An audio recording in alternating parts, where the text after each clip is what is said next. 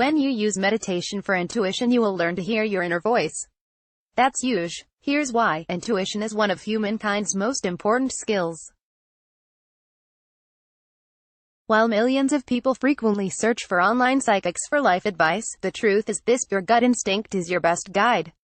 When you tap into your intuition, you are able to hear the deepest wisdoms from within your own mind.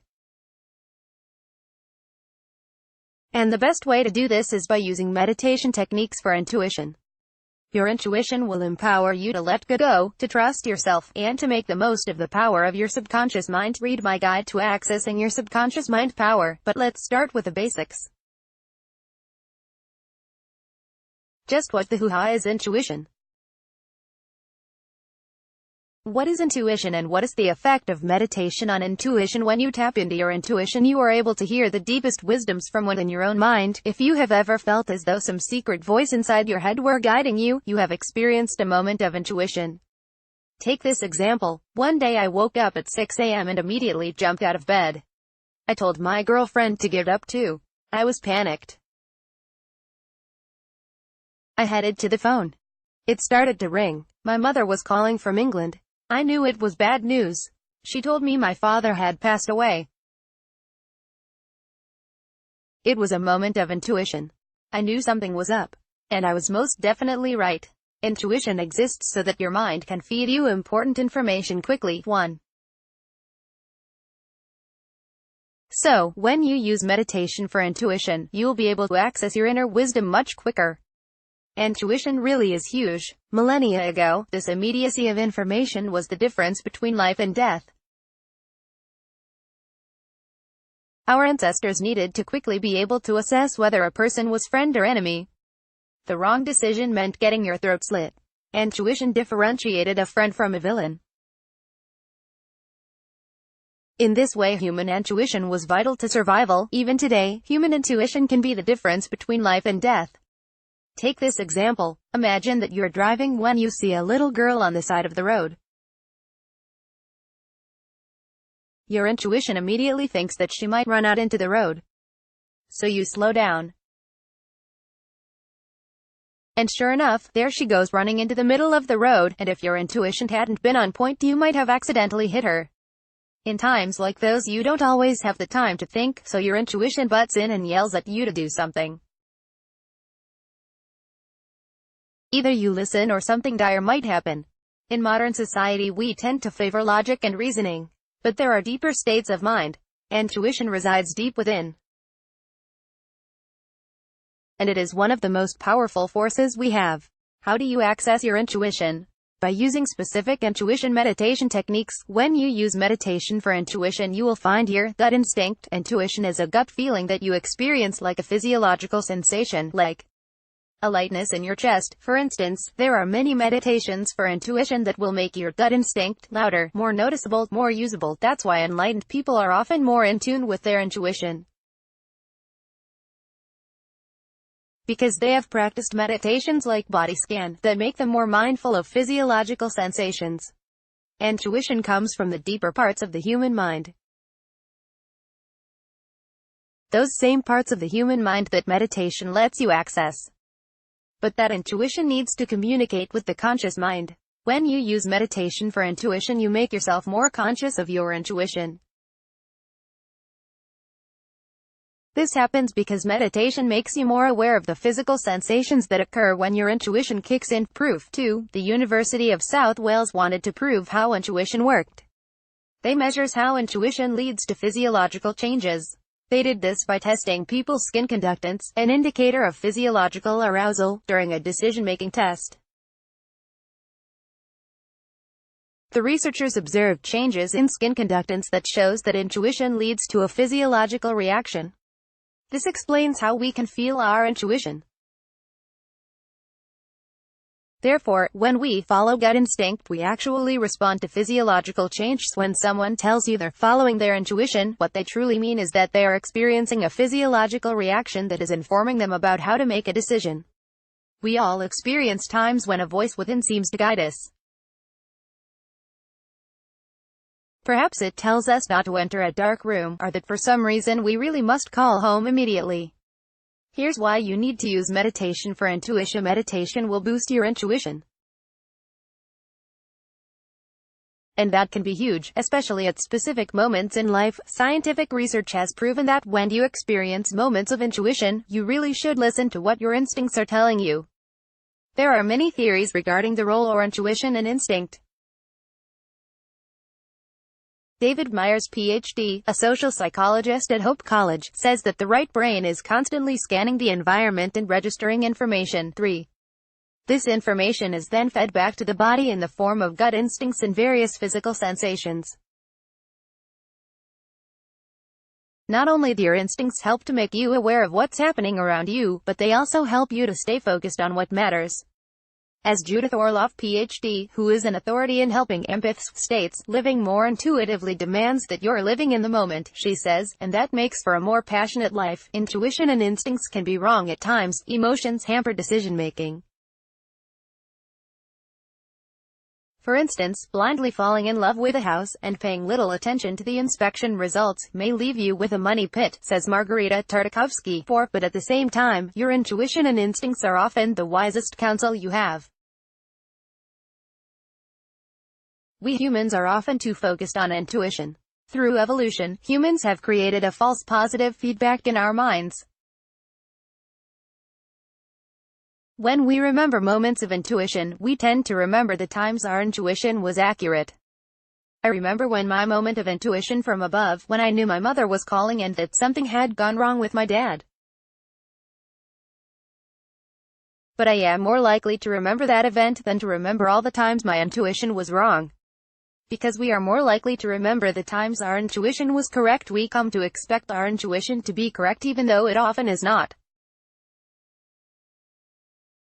So, while intuition is hugely important, it should still be challenged. But here's the good thing about using meditation for intuition. It makes you more conscious of intuition. And because you're more conscious, you can choose when to follow your intuition and when not to. So meditation helps with both sides of intuition, accessing your intuition with meditation and other strategies. Whenever I speak to my students about using their intuition, there are always 3 tips I give. I'll discuss meditation for intuition in just a moment. But first, here are a few other important tips. 1. Keep an intuition journal. An intuition journal is a powerful way of discovering how our intuition is influencing us. For instance, people who think negatively of others are usually duped by an overly negative intuition. By writing down their intuitive thoughts, they become aware of just how often their negative intuition is interfering with their lives. They can then take steps to change this. For instance, by using mindfulness-based cognitive behavioral therapy. You might also like to keep a belief journal too. Silence your inner critic. Sometimes our gut instincts can make us feel negatively about ourselves.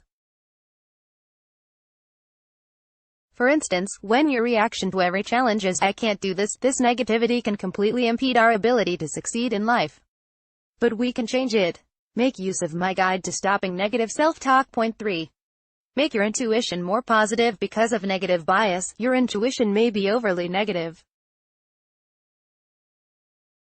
One way to change this is with Pratyahara Yoga. Pratyahara Yoga is a mental exercise. Unlike other yoga, it is not physical. It is a way of removing negative influences and increasing positive influences.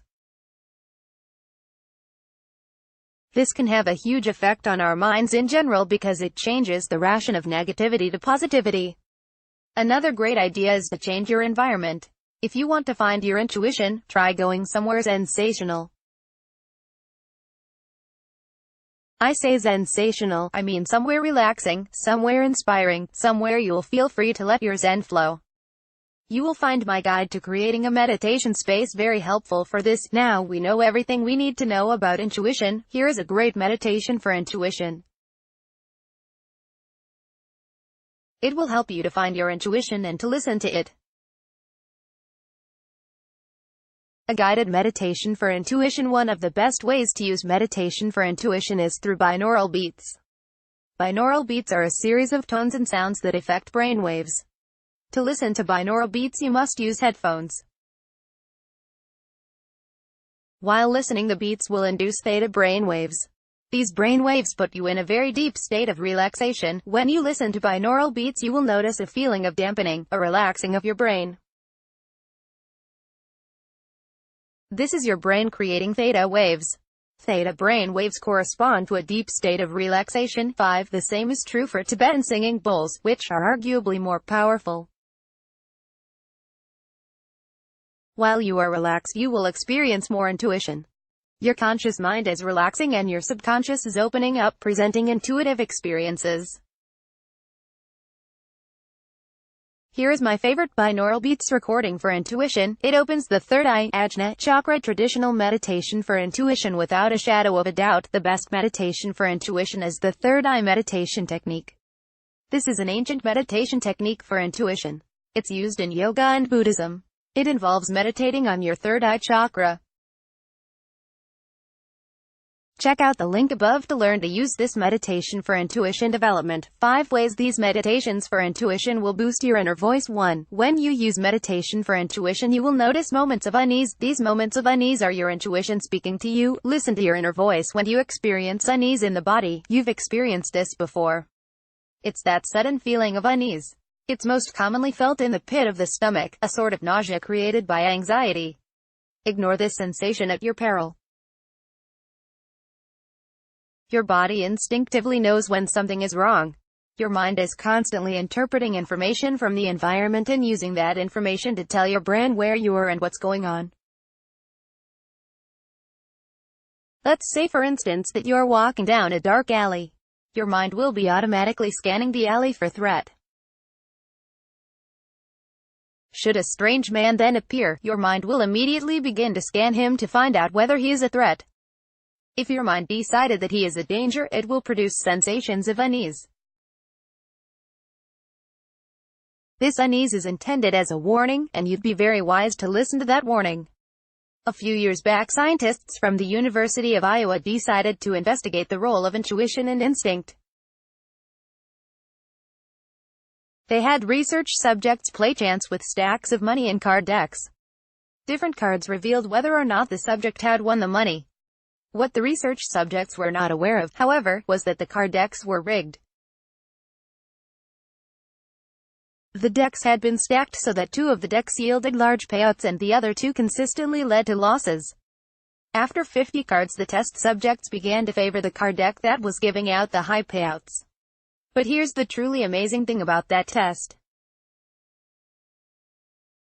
Within as few as 10 cards, the players began to show physical reactions to the cards. When the players reached for the bad deck, their hands started to sweat. Jonah Lehrer, a contributor to Wired, says the players instinctively knew which decks were good and bad, although the subject still had little inkling of which card piles were the most lucrative. The subject's feelings figured out the game first. When you use meditation for intuition, you will be more aware of these kinds of warning signals that your intuition is sending you. Point 2. When you use meditation for intuition, you'll hear your inner voice warning you. There are times when your inner voice will warn you that something is wrong. You'd be wise to listen. Here's an example from my own life. Recently I was in a bar when a big burly guy came in, narrowed eyes scanning the place. I sensed immediately that something was wrong with this guy, so I asked the man behind the bar if he knew who he was. Turns out the guy was a troublemaker and a vandal who had previously been arrested for smashing up a nearby restaurant. Thankfully I listened to my instinct and kept away from this guy. What I noticed at that time was that my feet and hands suddenly felt warmer. My body was redirecting blood to my hands and feet, the classic fight-or-flight response to a threat. Thing is, if I hadn't been using meditation for intuition, I would not have noticed these sensations, or at least, I wouldn't have been conscious enough to respond properly. Your body is a powerful, intuitive communicator, explains Judith Orloff, author of Second Sight. Get it on Amazon. Orloff says, intuition provides warning signs. If you have a good feeling about your body, that something is toxic, weak, or off, listen to it. Have you experienced similar sensations? Times when your body was trying to tell you something? Did you listen to the warnings? If not, what happened? If your hands and feet suddenly feel warmer and more energized, or if you feel a sudden onset of nausea, or if you suddenly experience anxiety, your instinct is telling you that a threat is nearby. Follow your instinct. Meditation will help with this. Point 3. When you use meditation for intuition, you'll hear psychic intuition. Good instincts can be altruistic, and we can feel people's emotions. Sometimes we see a person and we immediately get the sense that something is wrong and that they need help. This is especially true for highly compassionate people, like most of the daily Meditation's readers. What's happening in this situation is that the mind is unconsciously scanning the body language of the other person. This happens all the time, without our conscious involvement. We are constantly scanning people, interpreting their moves and actions, judging whether they're a friend or enemy, whether they're happy or sad, whether they can help us or whether we can help them. Again, when you use meditation for intuition, you will be more aware of these times and more able to act. Have you ever experienced a moment when you saw someone and immediately had a very strong urge to help them? This desire to help others is hardwired into us at birth. It's a genetic type of compassion. The reason for it is quite simple. We humans are not very strong on our own. In the wild, we rely on groups or tribes in order to survive. We're constantly looking at the world from that tribal mentality. If we see someone we can help, we do so, because we know we may soon require help ourselves.